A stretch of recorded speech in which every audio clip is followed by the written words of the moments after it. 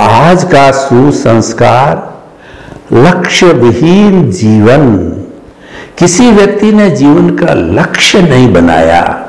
जब से होश आवे तभी लक्ष्य बन जाना चाहिए और उसकी समीक्षा करते रहना चाहिए।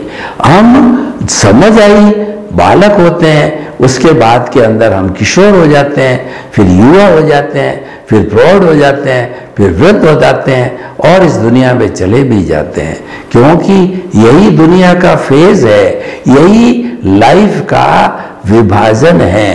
तो इसीलिए जो है हमें जो है समय समय पर समीक्षा करनी चाहिए कि हमारा जीवन किस तरफ जा रहा है, यानी जीवन का लक्ष्य होना चाहिए। और ये लक्ष्य हमारा जब हम 10-15 साल के हो तभी बन जाना चाहिए, सोच समझ करके अपने भीतर की अंतरात्मा की साक्षी से, अपने भीतर के इंटरेस्ट के आधार पर। जैसे देखिए कि कोई व्यक्ति इंजीनियर, डॉक्टर, चार्टर्ड अकाउंटेंट और वो सन्यासी और राजनेता, कुछ भी काम वो कर सकता है, सब इंसान ही करते हैं, हैवान तो कोई करता नहीं है, पशु तो कोई करता नहीं है।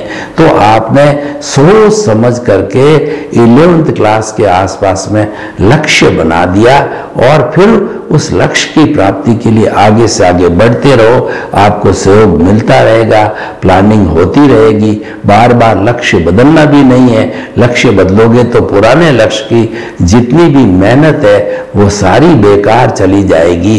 तो हम ये कहना चाहते हैं जीवन का लक्ष्य बनना बहुत जरूरी है और फिर उसकी हर साल समीक्षा करनी चाहिए कि मैं इंजीनियर बनना चाहता था, अभी मेरा 3rd सेमेस्टर है, 4th सेमेस्टर है, तो वो कैसा चल रहा है। इंजीनियर बन गए, उसके बाद में समीक्षा करो कि मैं नौकरी मल्टीनेशनल कंपनी में करूं या नेशनल में करूं या घर का बिजनेस करूं, जहां आपकी सूटेबिलिटी लगे, आपका इंटरेस्ट हो और आपकी एक्सपर्टाइजेशन हो, वो काम करो।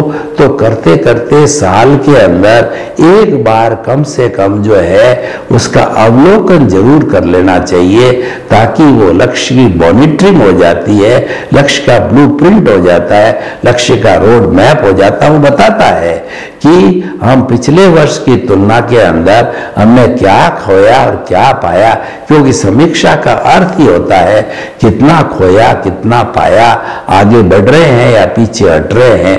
ये सारा होना चाहिए। कब होता है? सामने लक्ष्य होता है, तब मॉनिटरिंग होती है।